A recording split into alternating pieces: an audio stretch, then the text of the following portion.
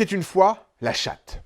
Nous sommes dans les années 30, dans une belle propriété avec un grand jardin tout près de Paris, dans la très haute bourgeoisie. Un mariage se prépare, mais le bouleversement a deux perspectives très différentes. Pour la jeune fille, c'est le début d'un monde nouveau. Elle désire, aspire, rêve, se projette. Elle dit déjà nous. Pour le jeune homme, c'est la fin d'un monde, celui où il était l'enfant roi. Tout se cristallise autour de la chatte du jeune homme. Qu'en faire? La laisser chez des parents? Elle dépérit, abandonnée. L'emmener dans le petit studio? 3, c'est trop. 2 femmes, un homme, c'est une femme de trop. Entre la femme et la chatte, la jalousie atteint le paroxysme jusqu'au drame. Alors, jusqu'où peut-on aller par amour? Et où se trouve l'amour le plus pur? Du côté humain ou animal? L'héroïne de la chatte, c'est étonnamment la chatte. Saha, la chatte par excellence, une œuvre d'art parfaite, de race pure. Elle règne sur le domaine, sur le jardin, sur la maison, sur le corps du maître qu'elle emprunte comme un véhicule. Elle voit l'invisible. Elle fixe sur le jardin des yeux de despote heureux. Elle est chez elle, les autres sont des intrus. Elle vit une passion avec Alain, son grand amour, et lorsqu'il se marie, elle se sent trahie, abandonnée. Elle en dépérit de chagrin. Alain, c'est un jeune homme de très bonne famille qui vous voit ses parents, qui a tous les jours dimanche, oisif, qui ne veut pas sortir de l'enfance, rester comme avant dans ce musée, surtout ne pas grandir, ne pas changer, surtout ne pas se marier. Il partage avec son chat tout, les mêmes comportements, les mêmes habitudes, les nuits. Ah, Saha, nos nuits, câlines, intimes, les ronronnements. À deux, ils forment véritablement un couple. Notre jardin, notre maison, notre chambre, Saha. Il est aussi animal qu'elle est humaine. Et voilà qu'arrive l'intruse, celle qui va les rendre tous les deux malheureux, Camille. La jeune fille de moins bonne famille, elle a le dos peuple, dit d'elle Alain. Sensuelle, peut-être même trop. Effrayante pour Alain, avec ses appétits, avec ses projets, avec cet avenir qu'elle trace. Une vampire, une cannibale, une rivale surtout, d'une jalousie terrible. « Tu vas voir ma rivale ?» dit-elle à Alain après leur nuit de noces en parlant de la chatte. Une guerre de territoire, une guerre à mort jusqu'au bout. Qu'elle crève, cette cochonnerie de bête, dit-elle. La chatte résonne en nous par de multiples dimensions très actuelles. D'abord, le contraste entre la beauté naturelle et les conventions humaines. Il y a une perfection féminine, une manière d'être au monde de façon immédiate, en osmose, en harmonie, en évidence.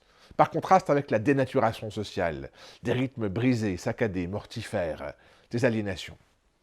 Deuxième dimension, le mariage comme naufrage de l'amour. Il y a dans le roman déjà une première mésalliance, et puis il y a rapidement une disharmonie sexuelle, avec un dégoût de la part de l'homme envers le corps du femme dans sa nudité, alors qu'il est fasciné par l'animal. Et puis, de plus en plus, un estrangement, une distance qui finit par faire que chacun devient le monstre de l'autre, l'étranger. Troisième dimension, le contraste entre la passion amoureuse et les amours naturels. Cette passion qui fait qu'il y a rage, désir, et puis finalement décalage, explosion entre notamment des rythmes différents, les projections féminines dans le roman et les passades masculines. Par inverse, les amours naturels qu'on dit contre nature, par exemple entre les dieux et les hommes, qui prennent figure d'animaux, ici sont des évidences. Il y a entre l'homme et le chat, la chatte, quelque chose de fusionnel. Ce qui fait que, et c'est la quatrième dimension, la cause animale est ici parfaitement exprimée. Il y a une responsabilité de l'homme envers l'animal. D'abord parce qu'il y a cet amour total, cette dépendance totale de l'animal domestique à la maison envers l'homme. Mais il y a aussi une obligation à ne pas commettre des actes inhumains, bestiaux, comme par exemple le fait Camille envers la chatte. Au miroir de la chatte, je vois 3 œuvres et une constellation. La première œuvre, ce sont les fleurs du mal, peuplées de chats. Viens mon beau chat sur mon cœur amoureux. Dans ma cervelle se promène ainsi qu'en son appartement un beau chat. Les chats puissants et doux, orgueil de la maison.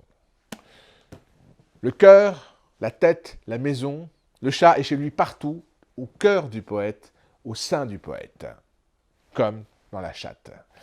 Il est posé sur la poitrine du poète. Et dans la chatte, on trouve « La chatte se mit à fouler délicatement la poitrine de son ami, perçant d'une seule griffe, à chaque foulée, la soie du pyjama. Chat sur le cœur, chat au cœur. » La deuxième œuvre, c'est La promesse de l'aube de Romain Gary. Gary raconte son enfance. Il est tétanisé, pétri par la honte. Il veut mourir. Il se réfugie sous une colonne de rondins de bois. Il va pousser le bois pour être littéralement englouti. Et là, je fus sauvé par un chat. Son museau apparut brusquement devant moi entre les bûches. Et voilà, Gary, revenu à la vie, embrassé, léché par le chat, dans une démonstration d'amour certes intéressée, puisque c'est pour récupérer le gâteau qu'il a mangé, mais toujours dans un élan d'amour. La troisième œuvre, c'est le film Le Chat, de Pierre Granier de Fer. Dans les années 70, en banlieue, dans un monde décrépit, un couple vieillissant, avec aigreur, sans enfants, sans plus d'amour, se déchire. Simone Signoret, Jean Gabin. Il adopte un chat errant, lui donne toute son affection, elle en devient folle de jalousie. Dans la chatte était la jeune amante d'un jeune marié. Dans Le Chat, il est l'enfant adopté d'un vieux mari. La constellation, c'est celle des innombrables écrivains fascinés par les félins, fascinés par leur douceur, leur grâce, leur mystère, leur élégance, leur suprématie, leur feinte indifférence. Pour Montaigne, le chat, c'est Madame Vanity. Pour Dumas, le docteur. Pour les sœurs Brontë, Tiger. Dumas et Maupassant avaient d'ailleurs fondé une ligue de défense des félins.